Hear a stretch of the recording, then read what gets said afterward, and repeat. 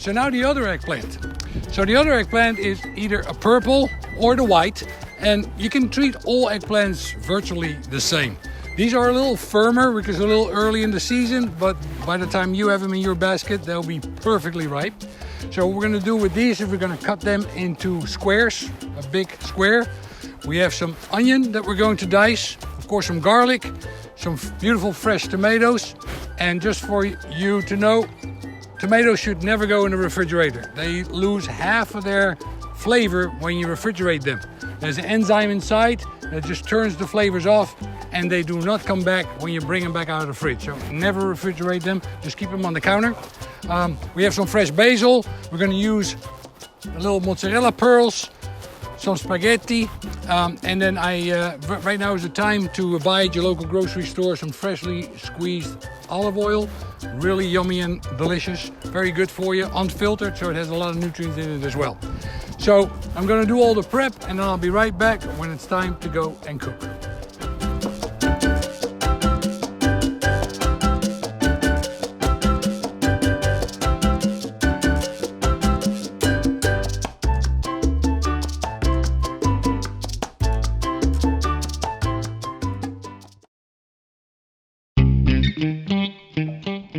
Okay, so we have everything done. All the prep is done. The only thing I still need to cut are the tomatoes. I have the eggplant cut, not peeled. You can leave the peel, the skin on. There's a lot of nutrition in there, and it does not taste bitter, as some people have you believe. You can eat the whole thing. We had enough with just the white one, but you would do the exact same thing with the purple one. Just cut them in a dice. So the pan is hot. We have water on the stove going. What we're gonna do with that is cook our pasta. We're using a nice thick spaghetti.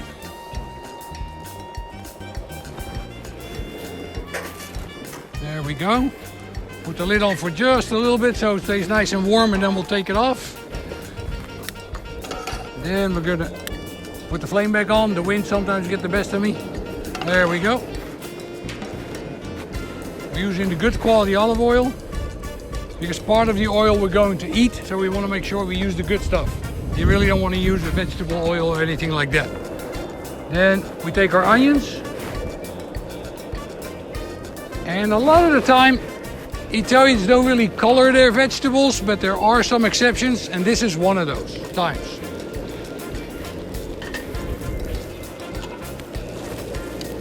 All right, so the pasta takes about 11 minutes to cook. And it also takes about 11 minutes to cook your sauce. So when the sauce is done, the pasta is done, or vice versa.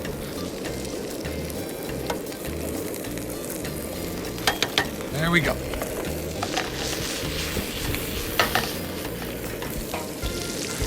We add a little bit of salt to the pan as the onions are cooking. That helps draw out the flavor. Now we are going to use garlic.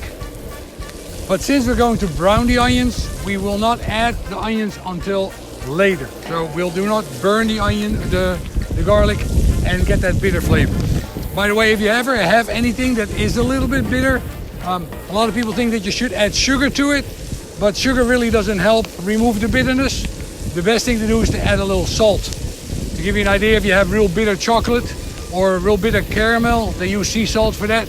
And that is the reason they do that, to make it more palatable. All right, all this is going great. So while the tomatoes are cooking, I'm going to cut our tomatoes. I'm just going to dice them as well.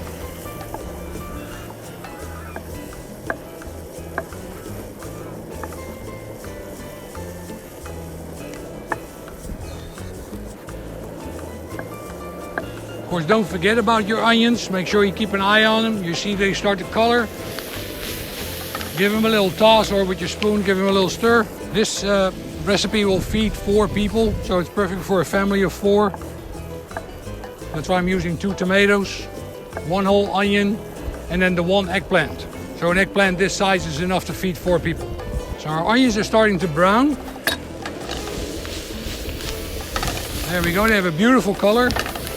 So then what we do is we remove them from the pan.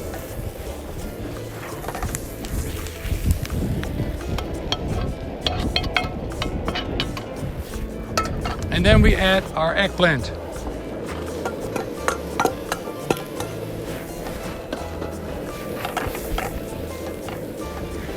we need to add some salt and pepper to season the eggplant.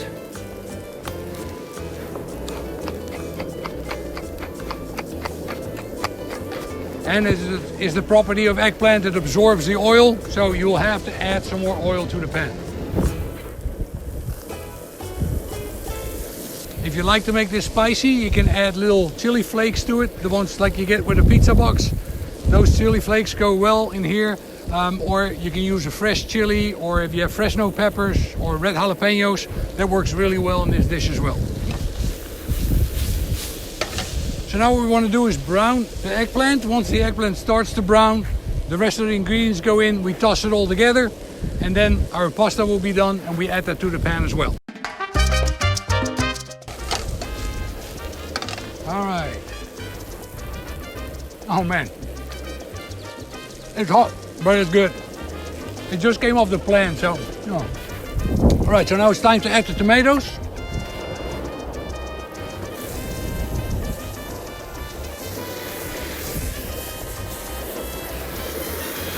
We add the garlic at this time as well.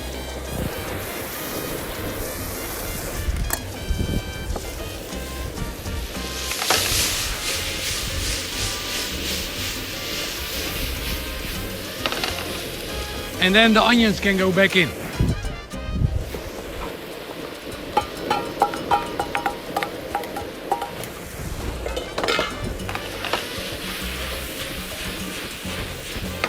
There we go. Now we have our basil.